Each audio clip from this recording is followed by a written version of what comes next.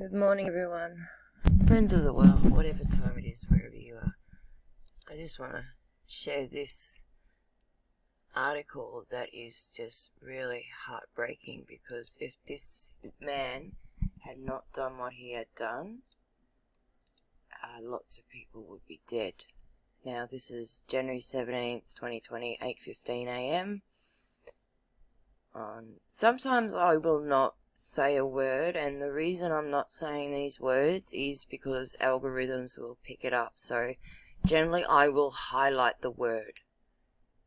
That is why I don't say some words. Okay, so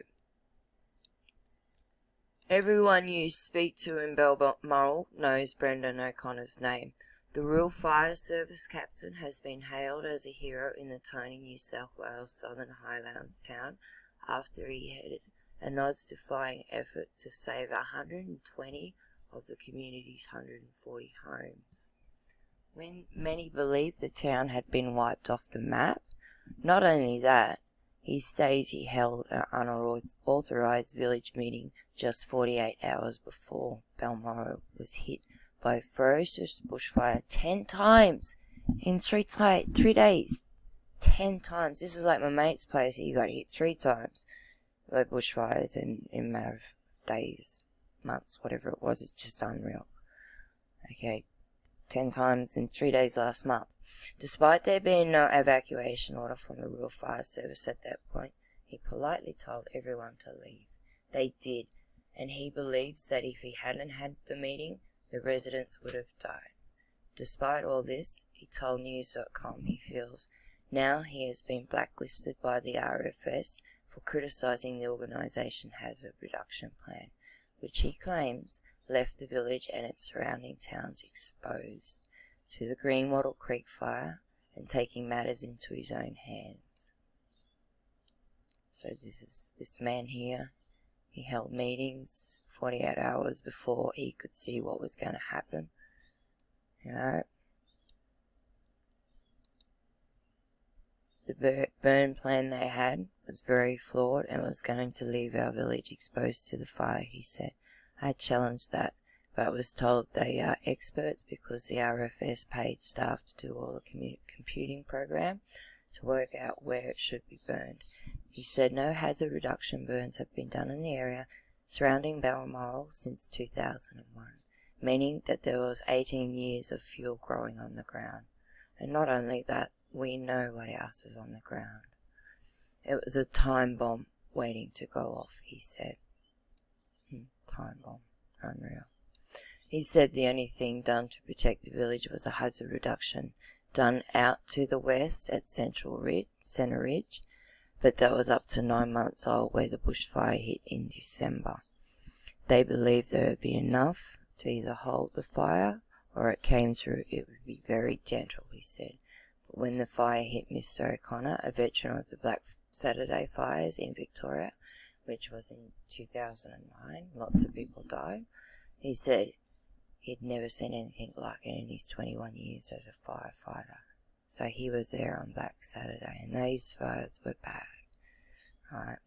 He described the scenes as hell on earth, as flames soared more than 200 metres above the tree tops, and embers the size of football fields began to rain down on Balmoral. Embers the size of football fields. That is unreal. Right. So this is Rosemary Doyle's home. Was one of the 20 Balmoral residents whose homes were destroyed. So we know what's happened here. We know. The problem was the fuel load was already there to allow the fire to travel through it, he said. There was about 4 kilometres unburnt to the village, so even though it came through gently, it was going to give enough distance to build up into a big fire. The Centre Ridge reduction didn't slow it down one bit. Frustrated at what happened to his town, Mr. O'Connor challenged the RFS and questioned why more hazard reduction burning hadn't been done. They didn't like it, of course, he said. I don't claim to be an expert, but we live here, we walk that ground, and we know what it is. These guys sit in the head office, never walk the ground, and don't ask questions of the locals.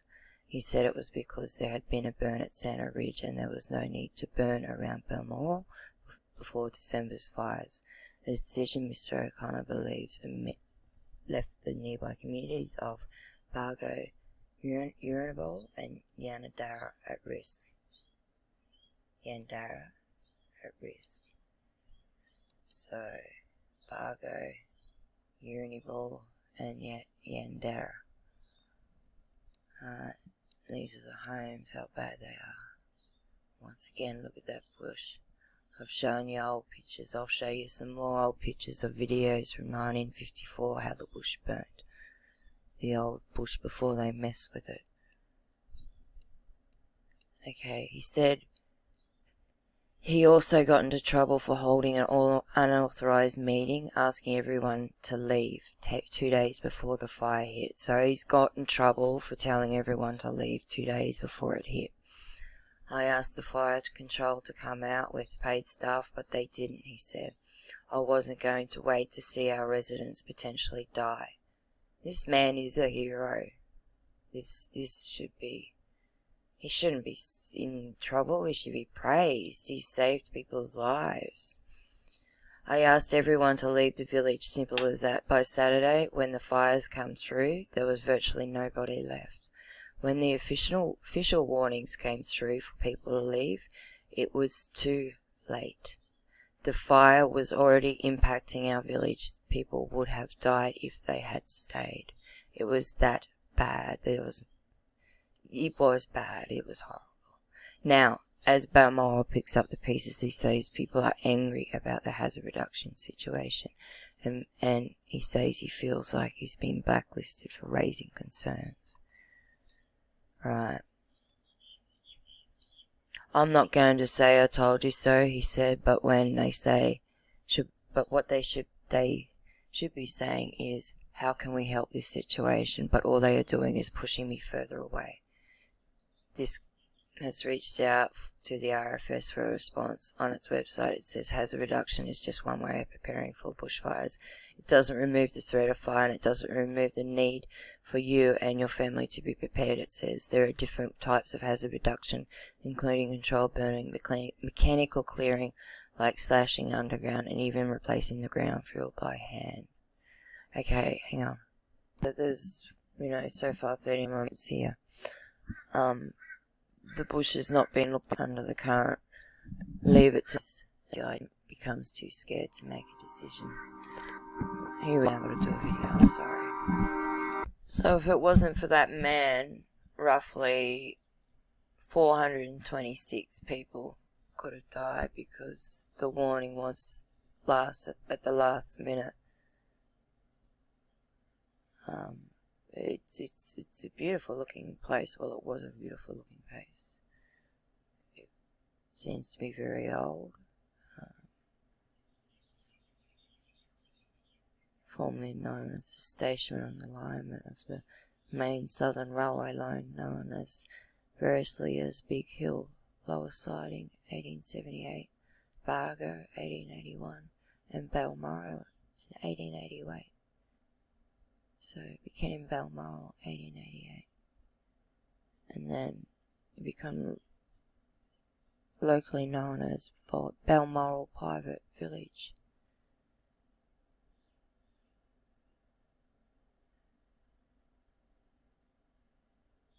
So this is what the village looked like, and this man saved 120 houses. I think 20 burn, I can't remember exactly, so this guy is the one that saved the day, and now they're trying to pick on him. It's only a little community, but these people are very nice.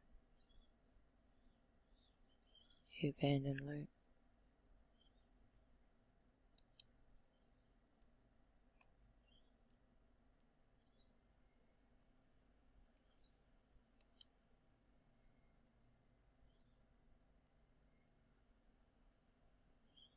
So thank you for listening. One of the comments I was trying to bring up before, I'll leave the link in the description, is someone left the comment about the wine is they can't do the hazard reduction burns because they can only do it for 2 months of the year because the ash goes over the plant and ruins the whole wine for the season, which is why a lot of areas don't do back burning anymore. So yeah, there you go. It's to protect crops apparently. Thank you for listening. Bye.